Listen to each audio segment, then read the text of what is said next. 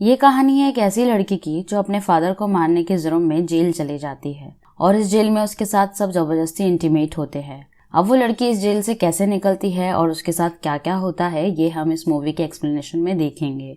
इस मूवी का नाम है जेलबेट, जो कि 2016 में रिलीज हुई थी। मूवी स्टार्ट होती है और हम एक लड़की को देखते हैं जिसका नाम एना है। वो अपने कमरे में बैठ करके गिटार बजा रही थी। तभी उसके स्टेप फादर आ जाते हैं और एना को एक जोरदार थप्पड़ मारते हैं। इसके बाद वो उसके साथ जबरदस्ती करने लगते हैं। एना खुद को बचाने के लिए अपने फादर को लात मारती है, पर धक्का लगने की वजह से उसके फादर एक नुकीले चीज से टकरा जाते हैं और उनका गला कट जाता है, जिस वजह से उनकी वहीं मौत हो जाती है और पुलिस एना को अरेस्ट कर लेती है।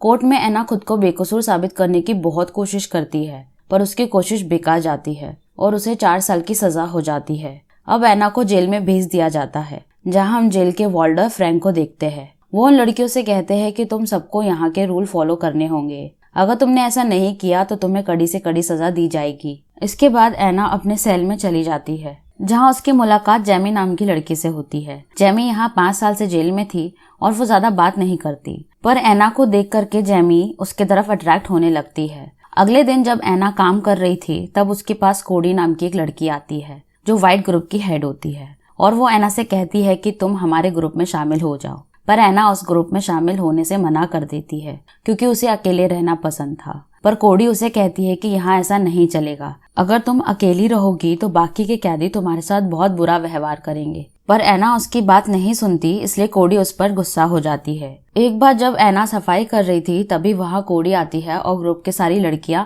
एना को मारने लगती है क्योंकि एना ने कोडी की बात नहीं मानी थी। इसके बाद एना फ्रैंक के पास जाती है और उसे वो कोडी की शिकायत करती है, पर फ्रैंक उसकी बात पर ध्यान नहीं देता और वो उसे कहता है कि मैं तुम्हारी मदद कर सकता हूँ, पर बदले में तुम्हें भी मुझे कुछ देना होगा। अब ये कह करके वो एना को छूने लगता है। तभी एना समझ जाती है कि फ्रैंक उसे यूज करना चाहता है, इसलिए वो वहाँ से चली जाती है और अपने सेल में बैठ करके रोने लगती है। तब जैनी उसे कहती है कि तुम्हें इन सब चीजों की आदत डालनी होगी और ये कह करके वो एना के पास जाती है और वो उसे किस करती है। एना को भी ये अच्छा लगता है और इसके बाद यहाँ दोनों इंटीमेट हो जाते हैं। अगले दिन जब एना काम कर रही थी तभी ब्लैक ग्रुप की एक लड़की एना के पास आती है जो एना को परेशान करने लगती है। अब एना को समझ में आ जाता है कि उसे यहाँ रहना है तो उसे कोई भी एक ग्रुप ज्वाइन करना पड़ेगा, इसलिए वो कोडी के पास जाती है और उसका ग्रुप ज्वाइन करती है। लंच के बाद कोडी एना को अपने सेल में ले जाती है और एना से कहती है कि अगर तुम्हें इस ग्रुप में रहना है तो तुम्हें मारपीट सीखना पड़ेगा क्योंकि कमजोरों की इस जेल में कोई जगह नहीं है। अगले दिन एना ब्लैक ग्रुप की एक लड़की से मारपीट करने लगती है, लेकिन तभी वहाँ गार्ड आ जाते हैं और एना को पकड़ करके अपने साथ ले जाते हैं। क्योंकि एना ने जेल का रूल तोड़ा था इसलिए उसे सजा मिलने वाली थी। एना के सारे कपड़े उतार करके एक ठंडे कमरे में बंद कर दिया जाता है। फिर अगले दिन एना को फ्रैंक के पास भेज दिया जाता है, जहाँ पर फ्रैंक एना से कहता है कि अगर तुम ऐसी सजाओं से बचना चाहती हो तो तुम्हें मुझे खुश करना पड़ेगा और एना यहाँ मान जाती है। फ्रैंक उसके साथ इंटीमेट होता है। एना अब समझ गई थी कि उसे यहाँ रहने के लिए किस तरह सरवाइव करना पड़ेगा। इसके बाद वो कोडी के पास जाती है और दोनों मिलकर के ड्रग्स लेते हैं और इसके बाद दोनों इंटीमेट भी होते हैं।